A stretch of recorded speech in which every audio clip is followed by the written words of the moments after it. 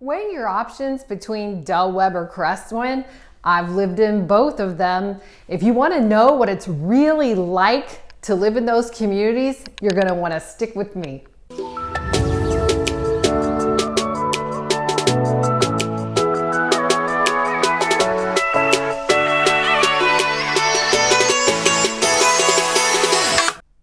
It's Sandy and thanks for watching. If you enjoyed this video, do me a favor and hit the like button down below.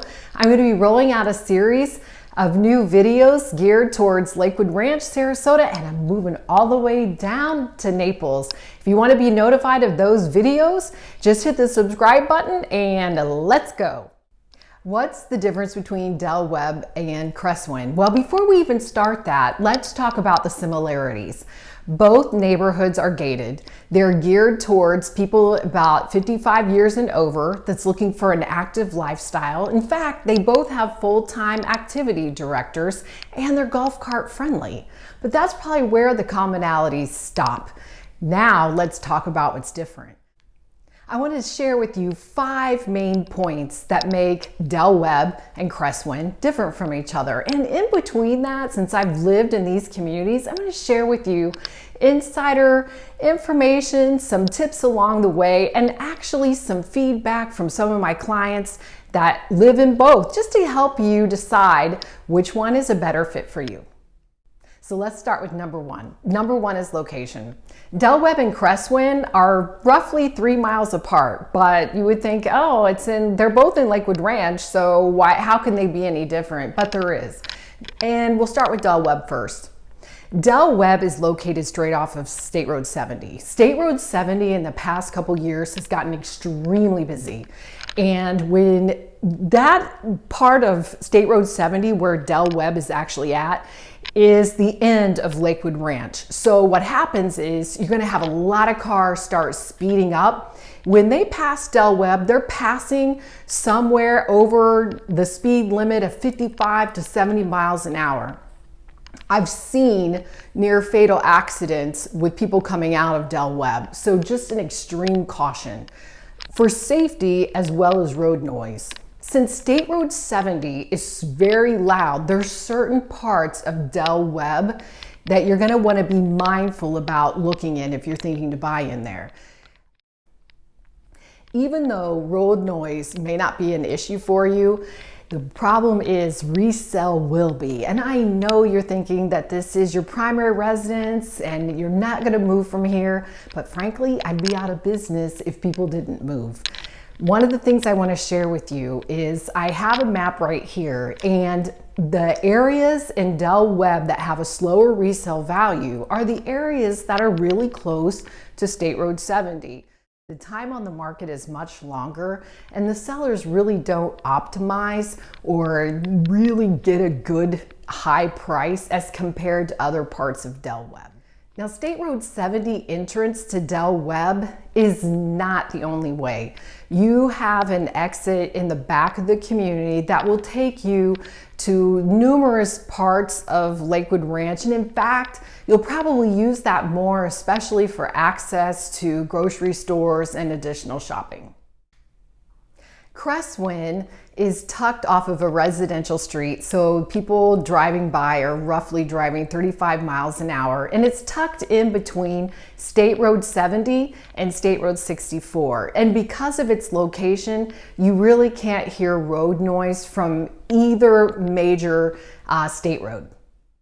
Next up is size. This is probably where the two communities really differ. Now, Del Webb is a little bit older. It started back in 2016.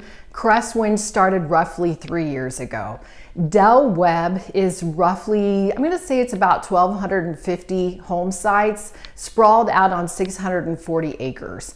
Cresswind is more of a boutique neighborhood, roughly half the size at about 620 home sites, and they're on about 240 acres. When you think about size of a community, I have feedback from my clients that, Sandy, I really want to live in Del Webb.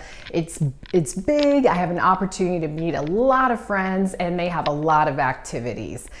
Some of my clients, on the other hand, are like, I prefer more of a boutique neighborhood, a little bit more of a tight-knit community. Size is really going to boil down to preference.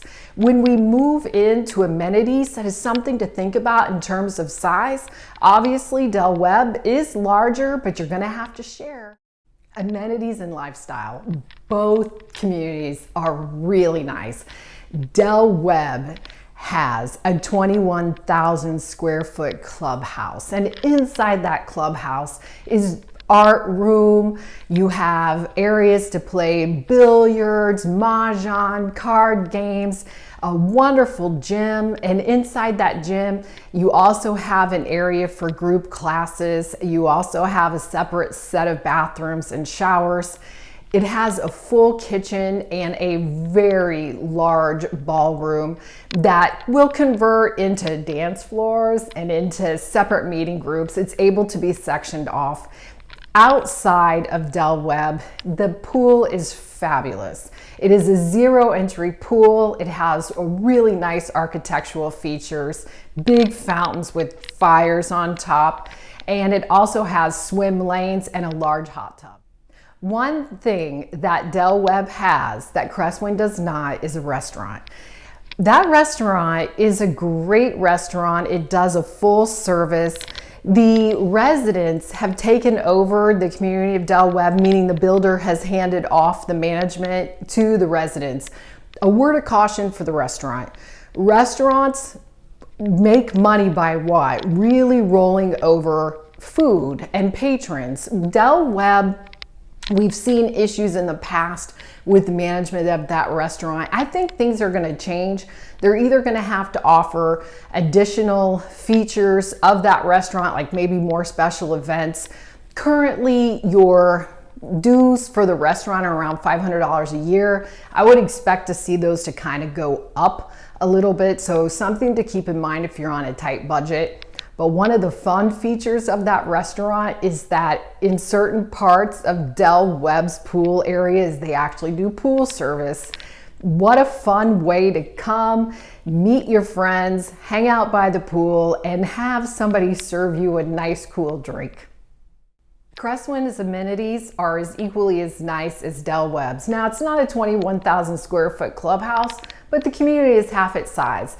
They didn't skip out on anything. Inside Cresswind, you'll find almost the same things as Del Webb. You'll have the great rooms for entertainment. You'll have the ballroom for dancing, additional get-togethers, rooms for cards, poker. But one of the things that Cresswind has that Del Webb doesn't is a kiln. In fact, this community has a very active arts program. If you're into arts and crafts, it has a kiln. It is the only kiln in a neighborhood of Lakewood Ranch. Outside Cresswind, the amenities are just as nice when it comes to the pool area. Cresswind has a great pool with swim lanes as well, heated just like Del Webb. But what Cresswind has that Del Webb doesn't is a resistance pool. If you've ever been in a resistance pool, you know that they're a great cardio workout with very little impact on your joints. I saved the best for last. Let's talk about pickleball, tennis, and other court activities in both neighborhoods. Del Webb and Cresswind equally have 8 pickleball courts, and they're both lighted. Del Webb has 4 tennis courts, Cresswind has 2. Del Webb has 4 bocce courts, Cresswind has 2. Now here's the difference. If you've taught, you can kind of put it together. The numbers are there. Del Webb is a larger community with 8 pickleball courts. Cresswind is half the size with 8 pickleball courts. Since Del Webb is finished, time on play on any of those courts is high in demand. So what does that mean? That means that if you live in Del Webb, you're going to have to schedule court play online and reserve your court. Whereas Cresswind right now, it's not an issue. Pickleball, I would say if you're going to weigh them, Cresswind's going to win on pickleball only because there's more courts for less people.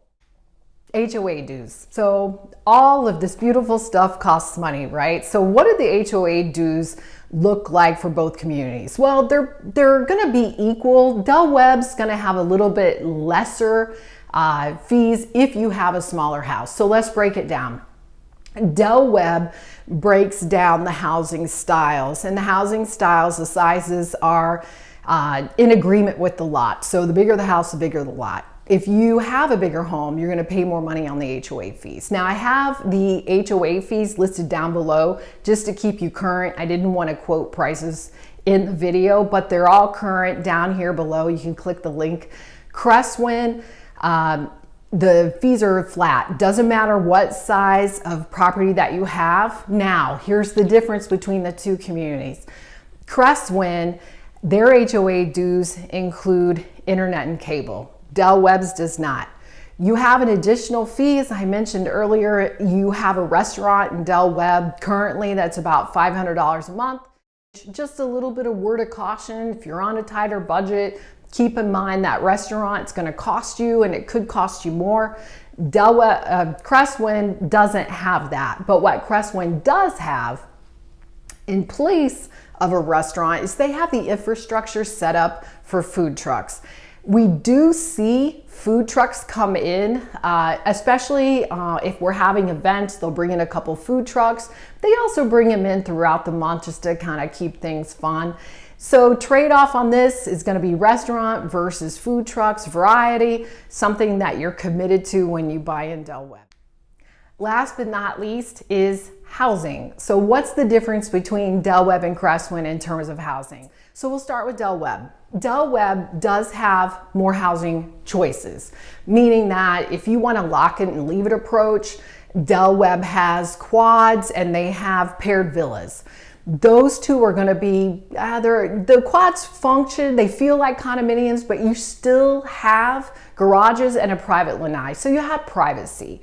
The twin homes, or the paired villas, as I like to call them, you still have 2-car garages, and the paired villas, if there isn't a pool, a private pool, there's room enough in the majority of the paired villas to put your own pool in. Then Del Webb moves up to all freestanding homes. Those freestanding homes start between 1,600 square feet and could go all the way up over 3,000 plus. It really depends on what the options were in those homes, because it was available, the lofts, to have like a 1.5 story home in Del Webb. Now, since the neighborhood is closed out, you're looking at all resales, and that's it. Resales in Del Webb, if they're priced right, they go really fast. It's a very desirable neighborhood, just like Cresswind. Both of these communities are maintenance free, which means that each neighborhood takes care of the yards. They're going to mow your yard, trim your vegetation, and once a year they actually replace the mulch. Cresswind's homes start off single family, smaller lots at about 1,500 square feet, and they go up to a roughly 1,700, 1,750. Then you get into the larger series of homes. Now there's two sets of larger series of home sites, and the homes will run in the mid-size, about 1,800 square feet, go all the way up to 21. Those have loft options as well. The bigger homes go up from 2,100 square feet up to probably close to 4,000. All of them have options for lofts. I want to talk about lofts. You can still build in Cresswind, by the way. So the builder is about halfway built out. They did have a waiting list, and the waiting list was almost 1.5 years. They've sped up production. They were really slow with production during when the supply chain broke. Sometimes it took almost 2 years to build a home. Cresswind has changed. Since we don't have an issue as much with supply chain, they're running about 16 months for new construction. Both Del Webb and Cresswind are great communities. They offer similar options with a little bit of difference in location and size. Well, I hope you enjoyed this video. If you want to know any more about homes for sale in Cresswind, homes for sale in Del Webb, or a complete description in either one of those, they're right down there. I have both community information as well as the main article that this video was based on. Happy house hunting, and I hope to see you soon.